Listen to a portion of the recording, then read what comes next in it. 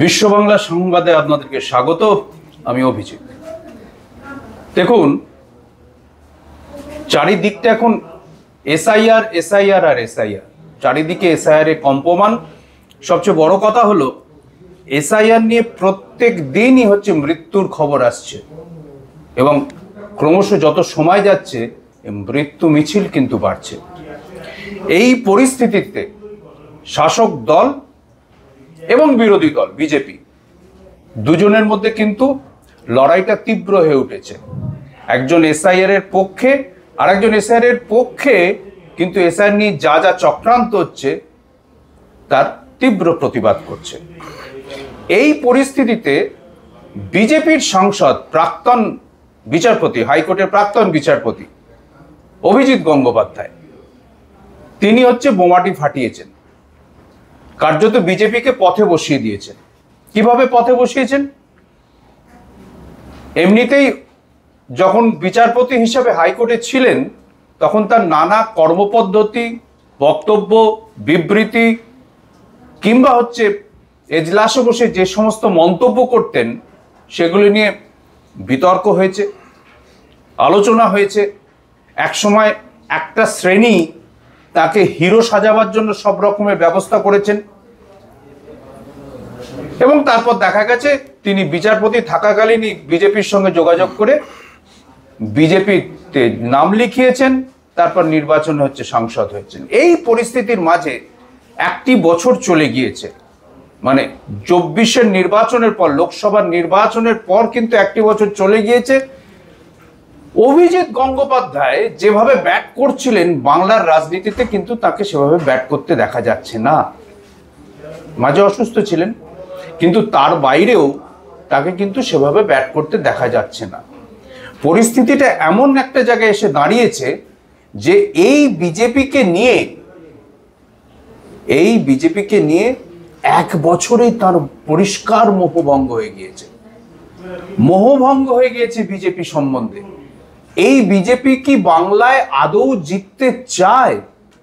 এটাই তার প্রশ্ন। ফলে রাজনৈতিক মহলে কিন্তু এ নিয়ে ব্যাপক চাঞ্চল্য। আমার সঙ্গে আজ রয়েছেন সাংবাদিক, পরিচিত মুখ এবং হচ্ছে জাগো বাংলার সাংবাদিক মনীষ কীর্তনিয়া। মনীষের সঙ্গে হচ্ছে আমি কথা বলবো, কেননা মনীষ সারাদিন হচ্ছে যে এই বিষয়গুলো নিয়ে হচ্ছে কাজকর্ম করছে, আমরাও কাজকর্ম করছি। ফলে এর মাঝে যখন হচ্ছে অভিজিৎ গঙ্গোপাধ্যায়, ক্যারেক্টারটাই একটু বেশ ভোলাটাইল ক্যারেক্টার, তিনি কখনো এতে আছেন কখনো ওতে আছেন, তাকে বোঝা মুশকিল। তার মাঝে দাঁড়িয়ে এই বিজেপিকে, মানে সাংসদ তিনি বিজেপির, তার মাঝে দাঁড়িয়ে মনীষ এমন কিছু মন্তব্য করেছেন যাতে বিজেপির হচ্ছে কিন্তু মুখে হচ্ছে, যাকে বলা হচ্ছে যে এক ধাক্কা খেয়েছে, মুখে ঝামা ঘষে দেওয়ার মতো ব্যাপার হয়েছে। ব্যাপারটা কি? বিষয়টা হচ্ছে, প্রথমত অভিজিৎ গঙ্গোপাধ্যায় প্রাক্তন বিচারপতি, এখন সাংসদ, কিন্তু তিনি বেসিক্যালি নন পলিটিক্যাল লোক। একজন অরাজনৈতিক লোক হলে যেরকম হয়, ঠিক যে বিহেভিয়ার বা যে লক্ষণ প্রকাশ পায় কিছুদিন পর, এটাও ঠিক তাই হয়েছে অভিজিৎদা। এক বছর পর, বিলম্বিত বোধহয় বলবো, কারণ তিনি সাংসদ হওয়ার পর 6 মাস বেশ কিছুদিন অসুস্থ, বাকিটা তাকে খুঁজে পাওয়া যায়নি 6 মাস মতন। ফলে সাংসদ হিসেবে তার কার্যকলাপ প্রায় কিছুই নেই, কোনো ছাপ তো পরের কথা, কিছু সামান্যতম কিছু সেটুকুও নেই, আর বাকিটা তিনি পরিচিত দুর্ব্যবহারের জন্য। কিন্তু বিজেপি সম্পর্কে তার আজকের যে মূল্যায়ন, সেটা খানিকটা গোটা বিজেপি রাজ্যস্তর নয়, একেবারে দিল্লি পর্যন্ত কিন্তু এই বার্তা গিয়েছে যে বিজেপি, বঙ্গ বিজেপিকে দিয়ে হবে কিনা। তিনি এই প্রশ্নের উত্তরে বলেছেন যে এটা এখনই বলছে না, কিছুদিন পর বলবো, এই প্রশ্নের উত্তর দেবো। তার মানে হচ্ছে যে বঙ্গ বিজেপিকে দিয়ে বাংলায় ক্ষমতা দখল করা যাবে না, ঠারে ঠারে বুঝিয়ে দিয়েছেন। 2 নম্বর, কেন্দ্রীয় সরকার, রাজ্য সরকারের এখানে বা কেন্দ্রের বিজেপি এখানে ততটা আসতে চাইছে না, যে কারণে আরেকটা 3 নম্বর কথা তিনি অত্যন্ত তাৎপর্যপূর্ণভাবে বলেছেন, যেটা তৃণমূল কংগ্রেস অনেক বছর ধরে বলে আসছে, সেটা হচ্ছে যে হিন্দি বলয়ের নেতা দিয়ে বাংলায় কিছু করা যাবে না, বাংলার মানুষের মন তারা বোঝে না, এবং বাংলায় কি ঘটছে, বাংলার কৃষ্টি সংস্কৃতি বা বাংলা সম্পর্কে যে বা বাংলার রাজনীতির যে বলয়, সেই হিন্দি বলয়ের নেতারা এসে তারা পারছেন না, পারবেন না, এটা এখানে প্রমাণিত হয়েছে। উনি এখন বুঝেছেন।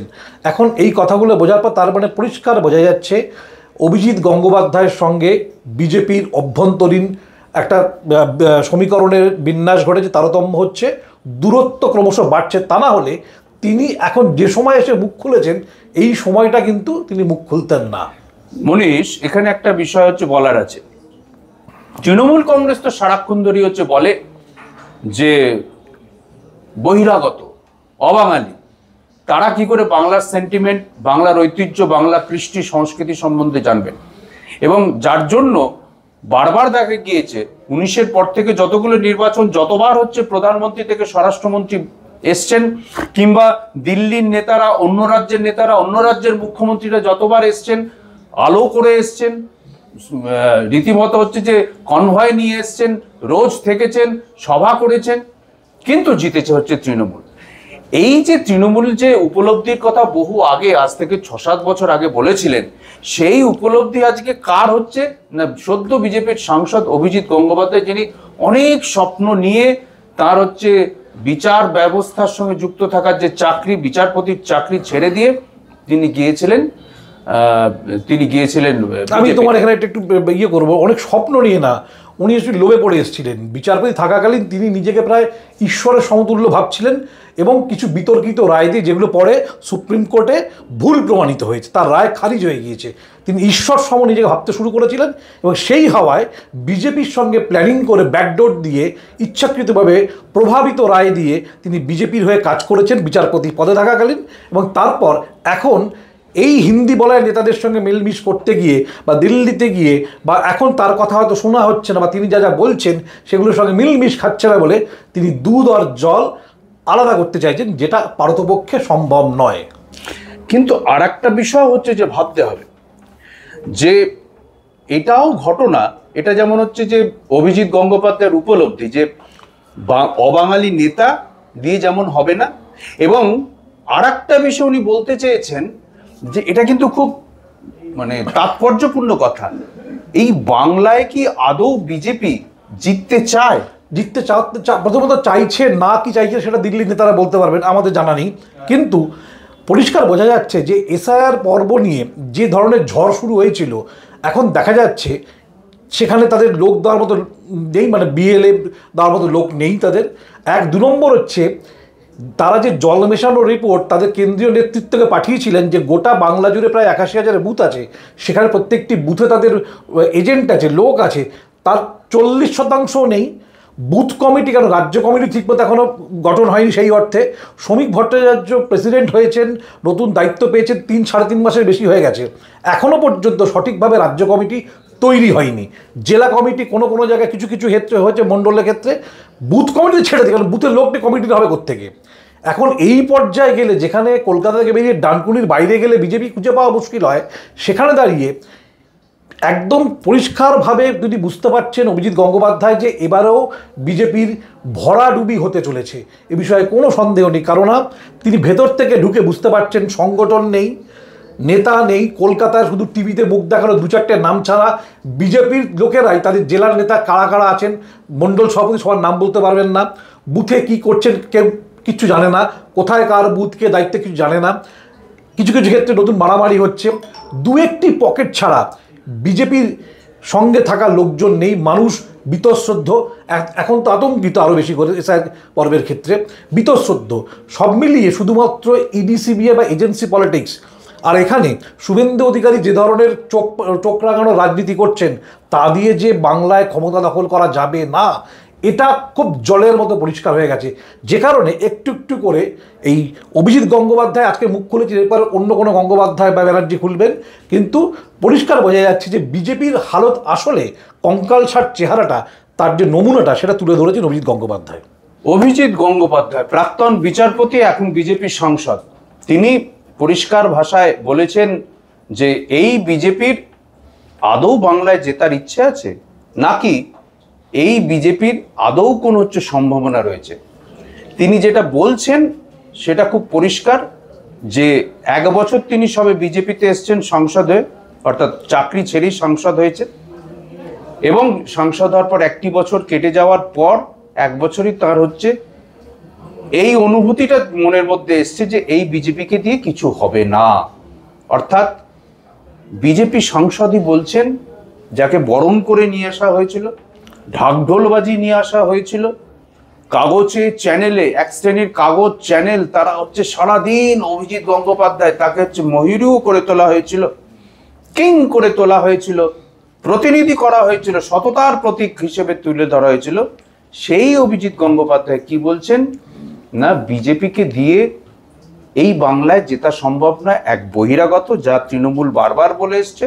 আর দ্বিতীয়ত, আদৌ কি এই বিজেপি তৃণমূলকে সরাতে চায়, অর্থাৎ দিল্লির নেতৃত্ব চায়? অভিজিৎ দা, এই অভিজিৎ গঙ্গোপাধ্যায় কিন্তু কমিশনকেও ছাড়েননি। তাকে প্রশ্ন করা হয়েছিল বিহারে সমস্ত কিছু এসআইআর করার পর কমিশন জানিয়েছে যে এসআইআর পদ্ধতি ঠিকঠাকভাবে হয়েছে, এতে কোনো প্রশ্ন তোলার জায়গা নেই, তা নিয়ে কোনো বিতর্কও হয়নি রাজনৈতিক মহলে। কিন্তু অভিজিৎ গঙ্গোপাধ্যায় মনে করছেন যে বাংলায় সঠিক এবং শুদ্ধ এসআইআর করা বা সঠিক ভোটার তালিকা তৈরি করা সম্ভব নয়, এর দায় কমিশনের।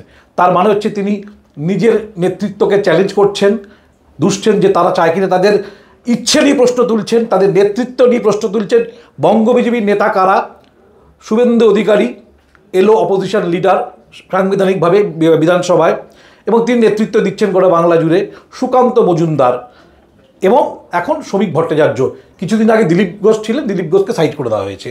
তাহলে এই তিনজনের প্রতি যেখানে কেন্দ্রীয় নেতৃত্ব ভরসা রেখে চলছেন, তিনি তাদেরকে দিয়ে হবে না বলেই মনে করছেন।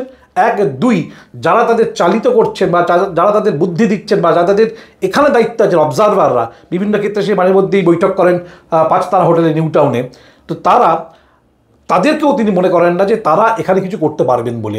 অর্থাৎ গোটা বিজেপির নেতৃত্ব, এখানকার ক্ষমতা দখল, এখানকার বঙ্গীয় রাজনৈতিক পরিকাঠামোতে বঙ্গীয় রাজনীতির যে অভ্যন্তরীণ সমীকরণে তারা ফিট করছেন, অর্থাৎ বিজেপি বাংলার জন্য ফিট নয়, এটা তিনি পরিষ্কার বলে দিয়েছেন। মানে একদিকে যেমন বিজেপির তিনি ভবিষ্যৎ দেখতে পাচ্ছেন না, বাংলায় বিজেপির ভবিষ্যৎ দেখতে পাচ্ছেন না, ঠিক সেই রকম কমিশনকেও কিন্তু তিনি হচ্ছে যে একদম ক্লিন চিট দিলেন না, বিশেষত বাংলার ক্ষেত্রে। আর আমি তোমাকে এটাও বলছি, এই যে 26-এ হারের পর যদি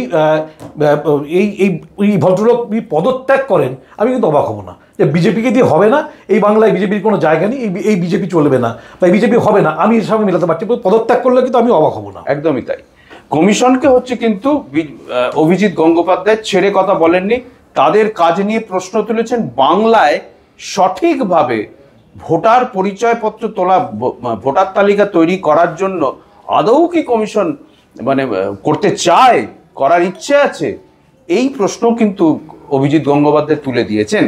ফলে আগামী নির্বাচনে, অর্থাৎ 26-এর নির্বাচনে অভিজিৎ গঙ্গোপাধ্যায় কিন্তু মাঝে মাঝে হচ্ছে অস্বস্তির কারণ, কাঁটা হয়ে দাঁড়াবে যে বিজেপির কাছে, এটা কিন্তু পরিষ্কার হয়ে দুটো জিনিস হতে পারে অভিজিৎদের মাঝখানে। হয় বিজেপি তাকে সেন্সার করে মুখ বন্ধ করবে, অথবা এই দূরত্ব ফাটলে পরিণত হবে। এবং এই যে বলছেন কিছুদিন বাদে বলবো যে বঙ্গীয় নেতৃত্বকে দিয়ে হবে কিনা বিজেপির, তারা যোগ্য কিনা, মানে তারা অপদার্থ কিনা, তিনি সেটা বলবেন। ফলে সেটা তিনি মুখ খুলবেন করে বিজেপির কিন্তু হাটে হাড়ি ভাঙতে চলেছে। যদি এই দুটোর একটা হবে, হয় তিনি একেবারে চুপ করে যাবেন, তাকে সরিয়ে দেওয়া হবে, নির্দিষ্ট অন্ধকারে চলে যাবেন বাকিদের মতন, এবং অথবা তিনি আরও বেশি করে বলবেন। একদমই তাই। হ্যাঁ, ফলে আগামী দিনে রাজ্য রাজনীতিতে, বিশেষত বিরোধী রাজনীতিতে অভিজিৎ গঙ্গোপাধ্যায় কোন জায়গায় দাঁড়িয়ে রয়েছেন এবং তিনি কি কি ফুটনোট কাটছেন, তিনি কি কি বলছেন, দল সম্বন্ধে, দলের বিরুদ্ধে কি কি বলছেন, তা কিন্তু খুবই গুরুত্বপূর্ণ হতে চলেছে। আপাতত আজকে এইটুকুই থাক। আপনারা দেখতে থাকুন, পড়তে থাকুন বিশ্ব বাংলা সংবাদ, আর আপনারা এই সম্প্রচার দেখুন বিশ্ব বাংলা সংবাদ প্লাসে।